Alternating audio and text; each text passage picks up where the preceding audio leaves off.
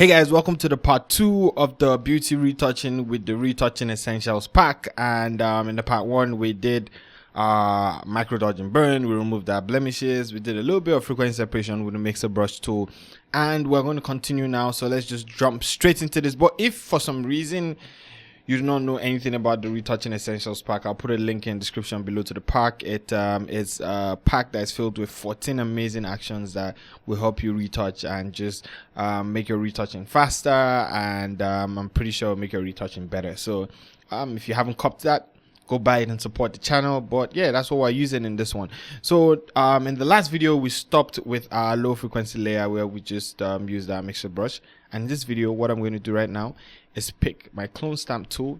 And the reason why I am clone stamping again is sometimes you do dodge and burn and you do frequency separation, or you work on your low layer, and at that point you can see more blemishes, you can see more things, more uneven skin that you are supposed to take care of. So in this situation I can just see some things around here. Am I on current layer? I am working on my low layer while I'm supposed to be on my high layer. So I'm supposed to be on my high layer with my mixer brush tool. Make sure your sample is set to current, and let's just work. So now I'm just going to remove some more blemishes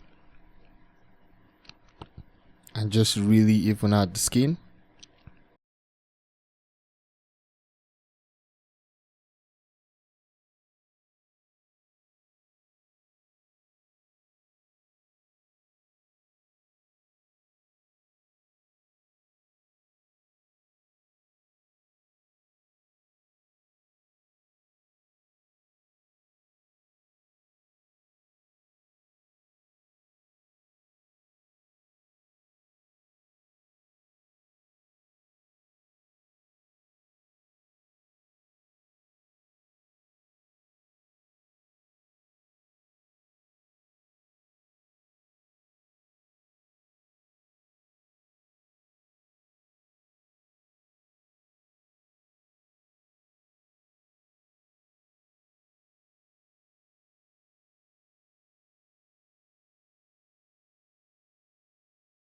So as you guys can see, we've removed a lot of the blemishes now. So let's see the before and the after. You guys can see the skin is a lot smoother right now. So let's see our before and our after, before and our after. So let's see where we started from. So this is where we started from. Then we removed blemishes, did our first micro dodge and burn, did our second micro dodge and burn. Then we created a stamp visible layer, and now we did frequency separation just to blend everything in. Now if you are using micro dodge and burn, always put at the back of your mind that after that it's good to do frequency separation just to, like, you know, blend everything together a lot more. But it just looks a lot more natural when you start with micro dodge and burn. Well, that's what I do. So now that we've done our frequency separation, what I'm going to do right now is toggle on my global dodge and burn, pick a white brush, set my opacity to 100 and my flow to let's see, 2. So now that my flow is on 2, what I'm going to do is come to dodge, and what I do is toggle off all these layers. Now I want to see what the original looks like while I'm working, because I want to know exactly where I want to add more highlights, or, you know, I just want to see the original when I'm working. That's something I love doing. So I like dodging and burning, but on my original layer. Like, I don't know if that makes any sense. So I turn off everything at first and just work on this layer. So to dodge, you know, just make sure that your brush is soft, and it's just a white soft brush on the dodge and burn, global dodge and burn layer. And now this is how I dodge and burn, like my global dodge and burn. I don't go inside, I don't try to do too much. I just do it the way people will see the image, right? I'm not going to zoom in all the way and just work from this place. No. So now I'm just going to start my global dodge and burn and just dodge the top of her head. You know, what global dodge and burn is just enhancing the highlights and the shadows. You know, just it makes your image look sharper. You know, like not in terms of detail, but it just makes your image look sharper. It makes your image look more attractive. It's just like in people's faces. I don't know what that is, but yeah. So now I'm just going to dodge everywhere I see a highlight. I am going to dodge this straight line down her nose. This is one that people shouldn't you shouldn't forget to do, you know, because it just makes your subject look nice. Then her lips, you know, just add some shine to her lips.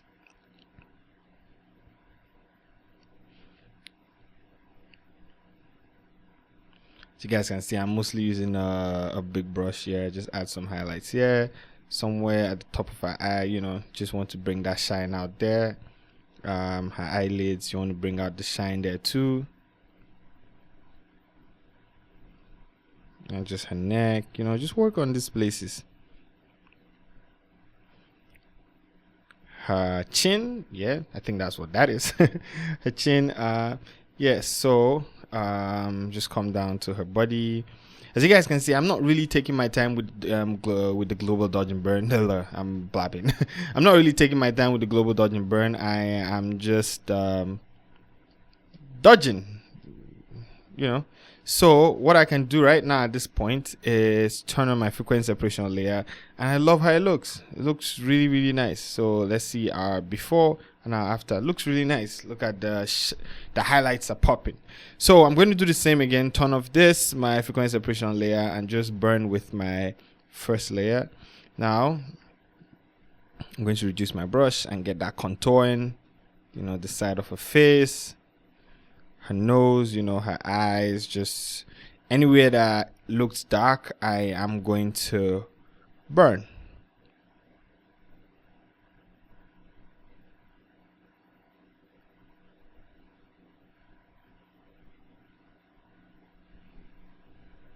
Now, another reason why I do this is just because I want the original shape of the face to be there, because sometimes, you know, frequency separation will just flatten out your image a little bit. So let's see what this looks like right now. Oh, it looks good. Love how it looks. Now, if you feel like you've gone overboard, you can always just reduce your opacity. You know, look at before, look at the after. I love how it looks. I think it looks good. It looks strong. That's the whole idea, you know, for the image to look strong. So now that we are done with our global dodge and burn, which looks really good, let's say we just want to make the skin a little bit softer. It's not like we absolutely have to, because our skin looks really soft now. Let's look at where we started from. So this is our before and this is our after. It looks really good, but we just want to make the skin softer for the purpose of this video, right? All I have to do is create a stamp visible layer, which is Command Option Shift and E, Control Alternate Shift and E on PC. And I will come down to my actions, and to the end of my actions, you see the soft skin reduce texture, and just run that. Now for beauty images, you do not need to do too much messing around with the unsharp mask that's going to come out right now. We're just going to wait for that to pop up. For some reasons, these actions are just quite heavy on my system. Yeah, so I'm just going to click OK, and you can see the image looks soft, but it just does not look soft. It looks out of focus, and it's because the eyes are, you know, it's softening the eyes too. So all we have to do is pick a brush, make sure it's a black brush, set our flow to 100, and just take the effect out of our eyes. And this eyes too. And her lips too, because we don't want it on her lips. We don't want her lips to be soft. And her hair, we're just going to take that out of her hair too. So I want the hair to look nice and sharp.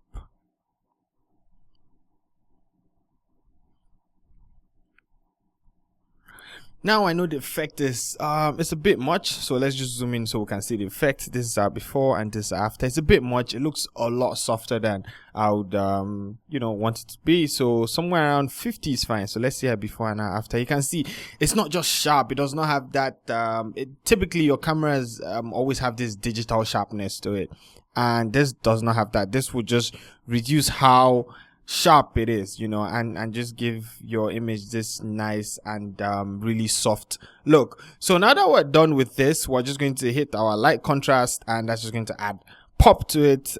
Just reduce it, but you can always go in and just adjust your light contrast. This is just to make things easy for you.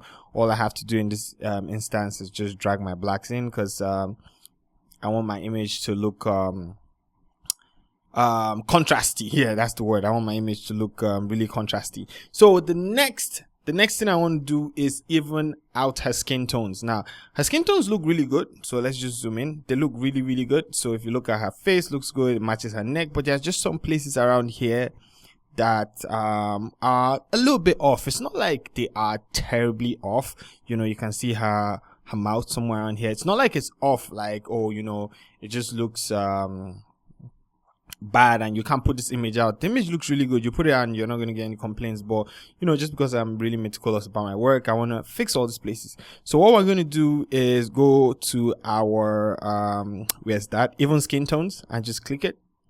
And this gradient map is going to come out. So all you have to do is click the lightest part and use your color picker tool to pick the lightest part of your image.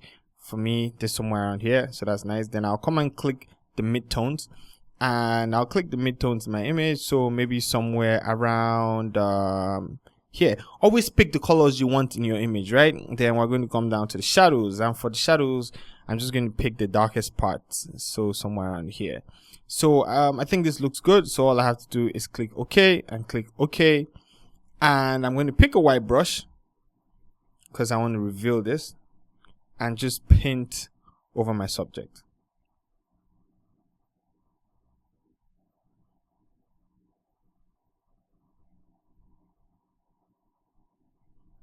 As you guys can see, I am avoiding her lips because I'm not trying to get it on her lips.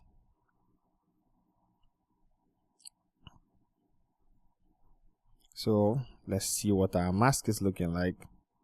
You know, it's not the best mask, but it's doing an okay job. We're not trying to get a perfect mask here. We're just trying to do a good job. Just get our skin. I know there are better ways of going about this, but yeah, we're just going to use this for now. So I want you guys to see the before and the after. Look at the before. Look at her neck. Just look under here and look at the after. Look at the before. Look at the after. Look at her face. What I'm going to do is just increase my opacity to about 30 so you guys can see the effect a lot more. Look at the before. Look at the after. Look at the before. Look at the after. Look, everywhere is even right now. Her skin looks like milk. Look at the before and look at the after. Look at her neck. I hope you guys can see this before and after. Looks really, really good. So now that we've done this, what I want to do is brighten her eyes. And you guys know there is the eyes and teeth whitening action. I'm just going to click that. And it's going to open. All I have to do is open it, come down to this place, the photo filter here, zoom in with the white brush and just reduce my brush and paint over her eyes, and her eyes look beautiful and white. So let's zoom out. You guys can see she looks absolutely stunning right now. Now we can leave this image here and not go further than this, but what we're going to do is just do one last thing, which is our smart sharpen. So we're just going to run that. Might take a little bit just to add some sharpness to the image. Now we do not have to, this is like a soft look, but it's just to show you what the Retouching Essentials pack can do. So we're going to just add some, just sharpen out the image a little bit. Now with this, I won't go too far, but just to show you guys, you can sharpen in real time. That's the whole idea. So maybe somewhere around 1.3 is fine. We don't want to do too much in this image, and this looks good. So let's look at where we started from. Before and after. You guys can see how we've made significant progress. Let's see that again. Before and after, and the image looks natural. It looks really, really good. Obviously, I'll take my time when I'm working on this image personally. There are a few things that, you know, I might just work on somewhere around here a little bit more and just, you know, just fix a little thing, some little things, but you know, it just looks really, really good, right? So what I'm going to do to just finish my retouching for this image is something that's not in the Retouching Essentials pack. It's my LUTs. I use them all the time, so I'm just going to click color lookup and I'll go to my LUTs and let's see what 3 will look like. I think 3 will work well for this image. Nah, that's a little bit too much. We can always reduce it. We can reduce our opacity. Yes, I love 4. 4 is like my favorite. 4 is like my go-to. 4 looks amazing, right? So I'm just going to go somewhere 50%. Reduce it a little bit. I love the redness in her skin. Oh, just one last thing before we put our skin tone LUTs on this. We can just try our reduce reds.